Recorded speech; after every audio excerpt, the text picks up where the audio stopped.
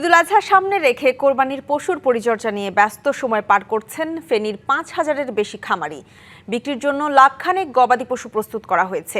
এবার জেলায় পশুর পরিমাণ বেশি থাকায় চাহিদা মেটাতে পারবেন মনে করছেন খামারিরা। দেশের খামারিরা যেন ক্ষতিগ্রস্ত না হয় সেজন্য সীমান্তে অবৈধ গরু প্রবেশ রোধে ব্যবস্থা নেওয়া হয়েছে বলে জানান জেলা প্রাণী সম্পদ কর্মকর্তা। ঈদুল আজহাকে কেন্দ্র করে সারা বছরে গরু লালন পালন করেন খামারিরা।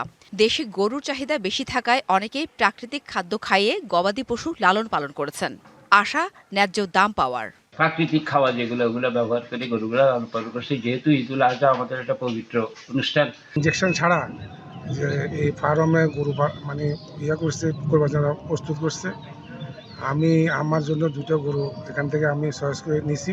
আকারে বড় গরু হাটবাজারে নেওয়া কষ্ট হওয়ায় খামারে রেখে বিক্রি করছেন অনেক খামারি।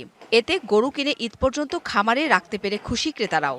সম্পূর্ণ ন্যাচারাল যে খাদ্য সেগুলো খাইয়ে এটি লালন পালন করেছেন। আমরা গরুগুলো দেখেছি, গরুগুলোকে সুস্থ হৃষ্টপুষ্ট মনে হয়েছে। আমরা সকালবেলা গরুর প্রথমে রান্নিংয়ে গোসল করাই, তারপরে দানাদার খাদ্য দিই, তারপরে আবার দুপুরবেলা আপনি গোসল করানোর পর আবার সাইনাস দিই।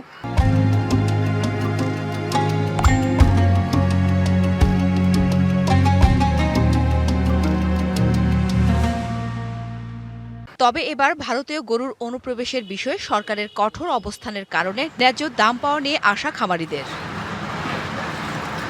ঈদ মৌসুমে খামারিদের আরেক আতঙ্ক চোরের উপদ্রব। এ বিষয়ে আইনশৃঙ্খলা রক্ষাকারী বাহিনীর কঠোর নজরদারির আহ্বান তাদের। ঈদে আসলে আমাদের এই সময়ে চোরের উপদ্রব বেড়ে যায়, আমরা একটু শঙ্কায় থাকি। যদিও আমাদের পর্যাপ্ত লোক আছে, তারপর আমরা আশা করি আইনশৃঙ্খলা বাহিনী আমাদের এই দিকে নজর দিবে, কঠোর নজরদারি থাকলে। সীমান্ত দিয়ে যেন অবৈধ গরু প্রবেশ করতে না পারে সে বিষয়ে ব্যবস্থা নেওয়া হয়েছে বলে জানান জেলা প্রাণী সম্পদ কর্মকর্তা। জেলা পর্যায়ে আমাদের এভাবে সমন্বয় সভা হয়েছে, তা আমরা তাদেরকে অবহিত করেছি যে আপনারা এই ব্যাপারে আমরা আপনাদেরকে সহযোগিতা করব, আপনারাও সজাগ থাকেন যাতে এই ব্যাপারটাকে প্রতিরোধ করা যায়। ফেনীতে ৮২,৫২৫টি গবাদি পশুর চাহিদার বিপরীতে ৯০,৪৫২টি গবাদি পশু প্রস্তুত রয়েছে।